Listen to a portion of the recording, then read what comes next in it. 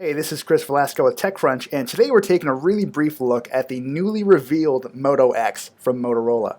I say newly revealed, but the phone has been outed in several leaks over the past few months, so there was very little surprise today. Now, that's not to say the Moto X isn't a phone worth paying attention to, but it is the sort of thing that is going to divide households in terms of opinion.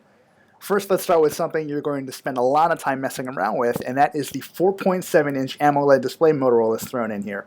It's actually much better than a lot of the displays Motorola has thrown into their older smartphones. Colors are bright without being lurid, which is a pitfall a lot of AMOLED displays sort of fall into, and viewing angles are actually quite good. I haven't been able to turn this thing in a way where I've seen distortion. Now, around the back is what Motorola calls its 10-megapixel clear pixel camera, which the company claims can capture up to 70% more light than other smartphone camera sensors. I can attest to how true that is. I've been taking a few shots here in the rather dim TechCrunch New York office, and things have generally come out grainy and none too impressive. Also on board here is a 2-megapixel front-facing camera.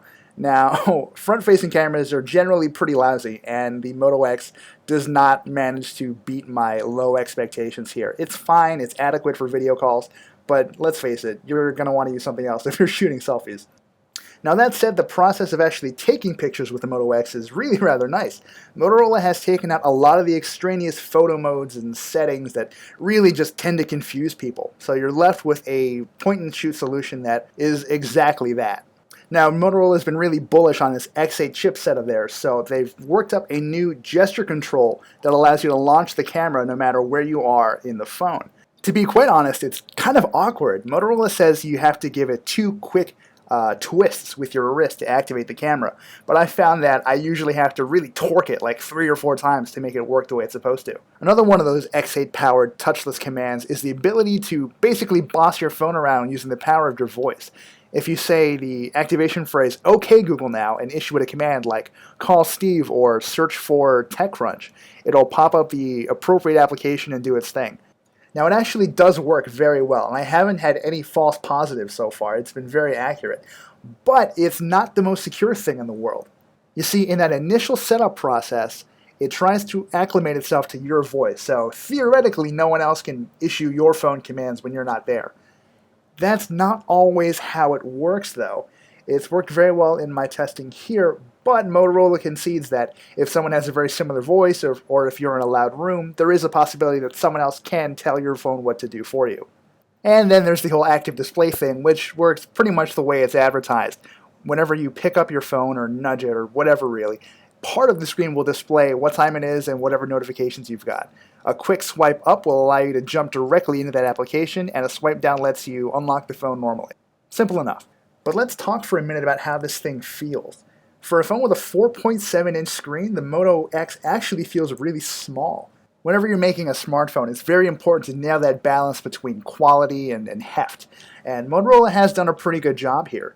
The X manages to feel light without being too chintzy, and although I don't like it quite as much as the Kevlar we see on the back of the Droids, the composite weave Motorola uses here is very nice.